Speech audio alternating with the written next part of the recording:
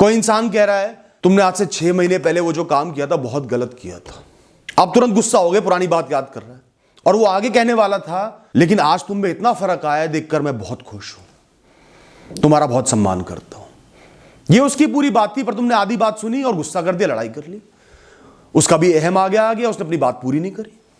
Sir किसी को smartly observe कैसे करें, उनके एक्शंस को माइंड रीडिंग कैसे करें, लोगों के दिमाग को कैसे पढ़ें, इस पर प्लीज एक वीडियो बनाइए। दोस्तों एक मूल मंत्र ध्यान रखना, कम से कम 2 विषयों पर लोगों को जज करना, लोगों को समझने का प्रयास करना। कभी भी एक बिहेवियर पर, एक हरकत पर, एक चीज पर लोगों को पढ़ने की कोशिश मत करना जब तक वो एक्सट्रीम ना हो। एक छोटा सा किस्सा सुनाता हूं, कुछ साल पहले की बात है। एक बार मैं अपनी फैक्ट्री पर सुबह राउंड पर गया, तभी एक लड़का, एक वर्कर, एक लेबर आगे आया, ऊंची आवाज करके गुस्से में कुछ कहने लगा। भाई साहब यहां का माहौल खराब है आपकी फैक्ट्री का, मैं यहां काम नहीं करूंगा, मेरा हिसाब दो, मैं जा रहा हूं। सब लड़कों के सामने उसने मुझसे ऐसे बोला, वो भी सुबह के समय। अब मुझे तो बुरा लगना जायज है, उसके लहजे में बदतमीजी झलक रही थी। मेरी जगह अगर मेरे पिताजी होते तो वो तो तुरंत ऐसे लड़के को निकालकर बाहर चाय वाले पर खड़ा कर देते, तुरंत निकल जा भैया, कल हिसाब लेने आई हो। लेकिन मैं रुका, मैंने उसके भावनाओं को पढ़ने की कोशिश करी, उसके भावों को पढ़ने की कोशिश करी। उसके मुख पर तो गुस्सा था पर हाथ कांप रहे थे, उसकी आंखों में नमी थी जो बदतमीजी नहीं बेहाली बयान कर रही थी, दुख बयान कर रही थी। पहले मैंने उसकी पूरी बात सुनी, फिर उससे पूछा कोई बात नहीं चले जाना, लेकिन ये बताओ कि हुआ क्या है, क्या परेशानी आई है, हमने क्या गलत किया है या किसी ने कुछ गलत किया है तुम्हारे साथ, मुझे बताओ तो सही, पता तो चलना चाहिए। और मैं ऐसा इसलिए पूछ पाया जबकि मेरे अंदर भी गुस्सा भर रहा था उसकी बातों से, क्योंकि मैंने सिर्फ उसको सुना नहीं, उसको देखा, उसके भूत को देखा। वो कितनी अच्छे तरीके से काम करते आया था, पहले हमेशा तमीज से अच्छे से बात करता था, आज अचानक क्या हुआ, बॉडी लैंग्वेज में फर्क था, शब्दों में फर्क था। और फिर अपने मन को शांत किया और उससे पूछा, और जैसे ही पूछा वो और रुआसा हो गया और अपनी बात कहने लगा कि भैया उस दिन आपके मैनेजर से मेरा झगड़ा हो गया था किसी बात पर, तब से सब लोग मिलकर मुझे निकालने में लगे हुए, मुझ पे दबाव बना रहे हैं, लड़के भी बदतमीजी कर रहे हैं, मैनेजर भी बदतमीजी कर रहा है, मैं कब तक सहूंगा, कितना सहूंगा। मैंने उसके सामने बाकी सब लड़कों को झाड़ा, काम बंद करना मंजूर है पर किसी के साथ अन्याय इस फैक्ट्री में नहीं होने दूंगा, और ऐसा आगे होगा तो ताला लगा दूंगा, सभी बाहर हो जाएंगे, मैं भी तुम भी। मैनेजर को तो उसके सामने नहीं झाड़ा, वो उसूल के खिलाफ है। उसको मैंने अपने ऑफिस में बुलाकर बोला कि आगे से किसी के साथ भेदभाव ना हो, आपकी लड़ाई हुई किसी के साथ उसको सुलझाओ अपने तरीके से, पर नाजायज किसी के साथ इस फैक्ट्री में नहीं होगा। ये सब होने के बाद मैंने उस लड़के को अपने ऑफिस में बुलाया, समझाया कि मैंने सबको समझा दिया है कैड़े शब्दों में, अब तुम्हारे साथ कोई भी गलत नहीं करेगा। वो खुश हुआ, हाथ जोड़े और चला गया। और उसने सालों साल मेरे यहाँ फिर काम किया और बड़ी ईमानदारी से, निष्ठा से हमेशा की तरह काम किया। दोस्तों कभी भी लोगों की एक हरकत को, एक चीज को दिल पर मत लगाओ। जैसे ही तुमने कोई भी एक चीज दिल पर ले ली वैसे ही तुम्हारा दिमाग बंद हो जाएगा। उसके गुस्से को अगर मैं दिल पर ले लेता, मेरा दिमाग बंद हो जाता, मुझे भी गुस्सा आता, 4 बातें उसको सुनाता और बाहर कर देता। और पहले ऐसा हुआ है, ऐसा नहीं कि मैं कोई दूध का दूल्हा हूं, हमेशा से समझदार था, पहले ऐसा भी हुआ है और बाद में पश्चाताप हुआ ये देखकर कि मैंने गलत किया। तो अपनी गलतियों से सीखना भी जरूरी है, जीवन के अनुभवों को समझना पढ़ना भी जरूरी है, जीवन में अपनाना भी जरूरी है। आज अगर आपके साथ कुछ भी हो रहा है, कोई इंसान कैसा भी बिहेव कर रहा है, कैसे भी बात कर रहा है, कुछ भी कर रहा है, तो उस समय में उस समय के हिसाब से रिएक्शन नहीं देना। आपके अंदर बुद्धि है, समझदारी है, उसका प्रयोग करना है, अपने अवचेतन मन का प्रयोग करना है, उसके भूत में झांकना है, अपने भूत में झांकना है। और एक चीज पे ध्यान नहीं देना, वो बोल रहा है तो बॉडी लैंग्वेज पर ध्यान दो कि उसका शरीर क्या कह रहा है। वो चीख रहा है, शरीर मजबूरी बयान कर रहा है, या वो प्रेम से बात कर रहा है, कन्विंस कर रहा है और शरीर कांप रहा है। लोगों को हमेशा पूरा सुनो, अपनी बात पूरी कहने दो, गंभीर बने रहो चाहे मुस्कुराओ, पर बात पूरी सुनो। आपका क्रिटिसिज्म भी हो रहा है तो पूरा सुनो, उसमें तत्व है, बेस है, फैक्ट्स हैं, उस इंसान की मंशा समझ में आएगी, अधूरी बात नहीं होगी। कई बार अधूरी बात सबसे खराब बात होती है, एक शब्द के पलट जाने से पूरी बात पलट जाती। कोई इंसान कह रहा है तुमने आज से 6 महीने पहले वो जो काम किया था बहुत गलत किया था, अब तुरंत गुस्सा हो गए, पुरानी बात याद कर रहा है और वो आगे कहने वाला था लेकिन आज तुम में इतना फर्क आया है देखकर मैं बहुत खुश हूं, तुम्हारा बहुत सम्मान करता हूं। ये उसकी पूरी बात थी, पर तुमने आधी बात सुनी और गुस्सा कर दिया, लड़ाई कर ली। उसका भी अहम आ गया, उसने अपनी बात पूरी नहीं करी। तो बात हमेशा पूरी सुनो, फिर उस बात को समझो। तुरंत इंद्रियों के हिसाब से नहीं चलना, इंद्रियां बेचैन हो जाएंगी। जो सुना मन को कहेंगी मैंने गलत सुना, जो देखा मन को कहेंगी मैंने गलत देखा, गुस्सा देखा, तुरंत कुछ कर। आपको रिएक्शन नहीं देना। सबसे पहले मन में बात पहुंची है इंद्रियों के द्वारा, उसको बुद्धि में भेजना है, सोचना है। तुरंत रिएक्शन देना हमारी विजय नहीं है, सोच समझ के बोलना विजय। जल्दबाजी हमेशा तुम्हारा नुकसान करेगी, कभी फायदा नहीं करेगी। परिस्थितियों को देखो, कौन सा इंसान किस परिस्थिति में कहां खड़ा है। किसी के साथ कुछ बहुत बुरा हो गया, तुम बात करने आए, उसने कहा मेरा बात करने का मन नहीं है, तुम इतना गुस्सा हुए आगे से जीवन भर इससे बात नहीं करूंगा। अरे उसकी परिस्थिति तो देखो, कितना परेशान, कितना दुख में वो आया है। पहले कभी ऐसा नहीं किया, आगे भी नहीं करेगा। खुद को उसके पांव में रख के तो देखो, अगर मैं इसकी जगह होता तो शायद मेरी मानसिक स्थिति भी यही होती। और दूसरी बात, ना भी होती तो हर इंसान अलग है, उसकी परिस्थिति खराब है, वो उस हिसाब से बात कर रहा है, उसकी परिस्थिति बोल रही है, वो नहीं बोल रहा। तो जब सोचोगे तभी ये बातें सामने आएंगी। तो सबसे जरूरी है खाली एक विषय को ना पकड़ के जितने ज्यादा विषय हो सके उनको पकड़ो। बोल रहा है, बॉडी लैंग्वेज को ऑब्जर्व करो, उसको पहले से जानते हो, उसके भूत के बिहेवियर को ऑब्जर्व करो, उसकी परिस्थिति को देखो, अपने आप को उसकी जगह रख के देखो। अपने आप लोगों के मन को पढ़ पाओगे। कोई बहुत मीठी मीठी बातें कर रहा है आज तुमसे, पहले करी थी, कोई मंशा लेकर तो नहीं आया, कोई इच्छा लेकर तो नहीं आया, सिर्फ पहले ऐसे तो नहीं मजाक उड़ाता था, या कोई डबल मीनिंग बात कर रहा है, भला दिखाकर खिल्ली उड़ाने की कोशिश कर रहा है। अक्सर लोग समझ नहीं पाते, बाद में एहसास होता है। क्यों नहीं समझ पाते?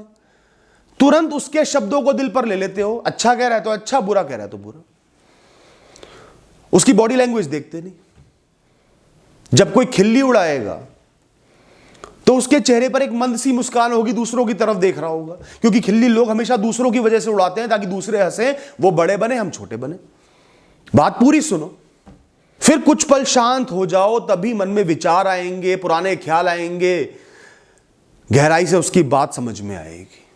और रिएक्शन ना देना बेहतर है बजाय गलत जज करने के। इस बात को हमेशा ध्यान रखना। हमेशा डिफरेंस को नोटिस करो, फर्क को नोटिस करो, पहले से क्या फर्क आया है, या बॉडी लैंग्वेज और शब्दों में कितना फर्क है, या उसी के शब्दों में कितना फर्क है।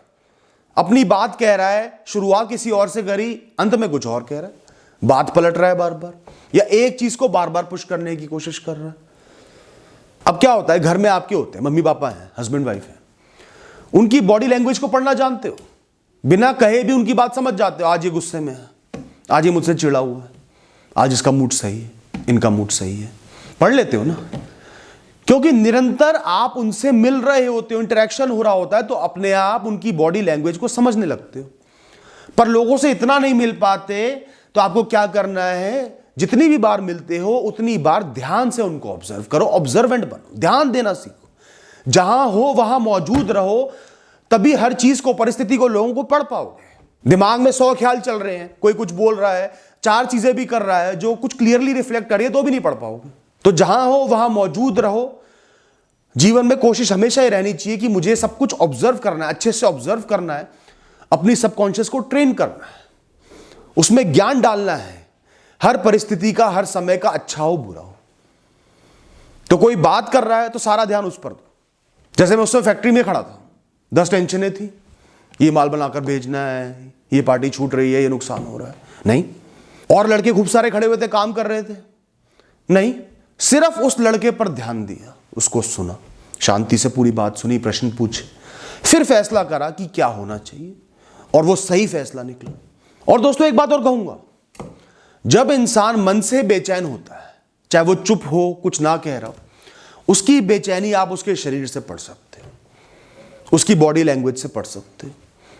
जल्दबाजी, हड़बड़ाहट, घबराहट, पैर हिलाना, हाथ हिलाना, नजरें ना मिलाना, नजरें चुराना, इन सब चीजों को ऑब्जर्व करके, शरीर को ऑब्जर्व करके, उसकी बॉडी लैंग्वेज को पढ़ के आप समझ जाओगे कि इसके मन में कोई बात है, ये कुछ कहना चाह रहा है, या ये बेचैन है। और बेचैनी को 2 तरीके से पढ़ा जा सकता है। एक तो वो इंसान कुछ कहना चाह रहा है, कह नहीं पा रहा, उससे बुलवाओ।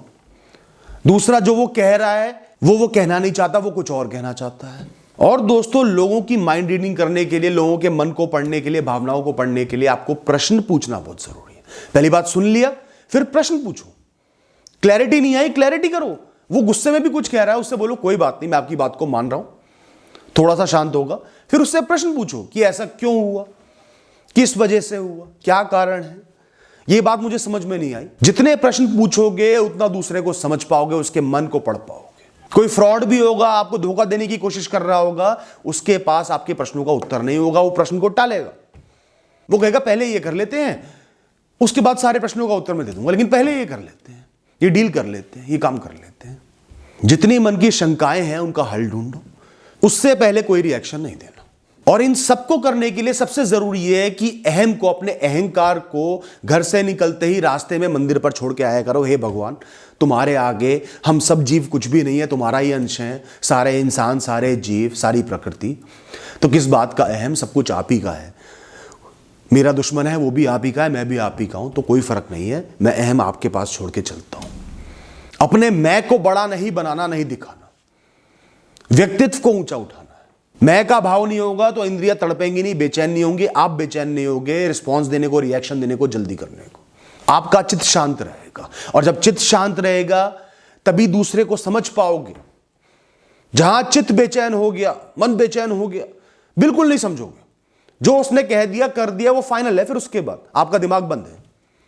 तो चित्त शांत होगा तभी गहराई में जा पाओगे, दूसरे को समझ पाओगे। दोस्तों, कभी भी अपनी भावनाओं के सहारे अंधे मत बनो।